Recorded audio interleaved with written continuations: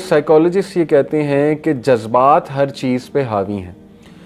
جذبات آپ کی ڈیسیجن میکنگ پہ بھی حاوی ہوتے ہیں, آپ کی شخصیت پہ بھی حاوی ہوتے ہیں, کیونکہ بیسیکلی انسان ایک جذباتی مخلوق ہے. ہمارا بہت زیادہ آپ کہہ لیں کہ ڈفرینس باقی مخلوقات سے یہی ہے کہ انسان میں جذبات بہت زیادہ ہیں, ہر قسم کے جذبات ہیں. Sadness is one of the emotions, anger is one of the emotions, joy is one of the emotions, disgust is one of the emotions. 7 types of emotions define کیے ہیں سائیکالوجسٹ نے. تو بیسیکلی انسان ایک جذباتی مخلوق ہے, اور جذباتی ہونا یہ انسان کو بہت بڑا گفٹ ہے اللہ کی طرف سے.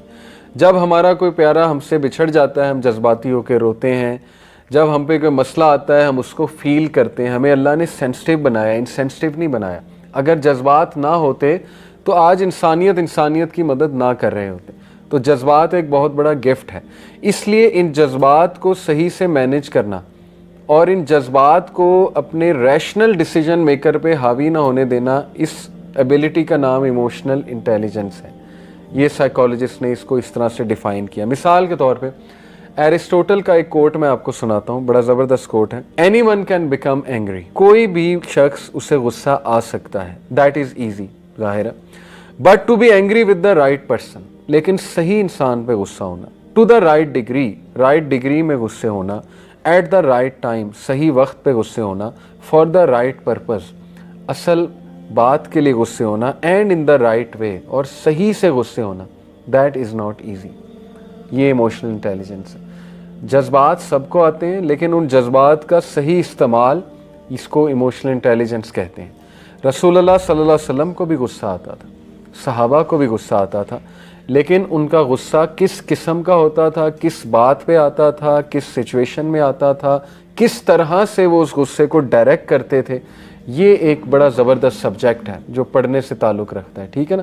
اللہ کے نبی صلی اللہ علیہ وسلم کو جب بھی غصہ آیا ہے تو وہ اپنی ذات کے حوالے سے نہیں آیا, یہ بات یاد رکھیں. وہ ہمیشہ کسی ایسے کام پہ آیا ہے کہ جس میں اللہ کی نافرمانی ہو رہی ہو, اور اس کو نکالنے کا طریقہ بھی اگر آپ ان کا دیکھیں گے تو آپ حیران رہ جائیں گے کہ یا تو وہ خاموش کر گئے, یا انہوں نے اپنے چہرے سے دکھا دیا کہ غصہ آ رہا ہے, یا پھر انہوں نے ڈائریکٹ بات کر لی. مختلف طریقوں سے غصے کو نکالا ہے انہوں نے. جب غصہ اس لیول کا چڑھ جائے آپ کو کہ آپے سے باہر ہو جائے اور انسان چیزیں توڑنے لگے, ٹھیک ہے نا, کئی لوگوں کو اس لیول کا غصہ آتا ہے کہ وہ چیزیں بریک کرنے لگتے ہیں, مطلب جیسے کہتے ہیں نا اس پہ جنون طاری ہو گیا. وہ تو خیر ایک بہت ہی ایکسٹریم سچویشن ہے, لیکن کچھ لوگوں کو اتنا غصہ آتا ہے کہ ان کا کنٹرول ہی نہیں ہوتا ان پہ. وہ بس جو ان کے پھر منہ میں آتا ہے وہ کہہ دیتے ہیں, اور غصے میں پھر جو باتیں کہی ہوتی ہیں اس کا پھر خمیازہ انہیں بھگتنا پڑتا ہے اچھا خاصا. ٹھیک.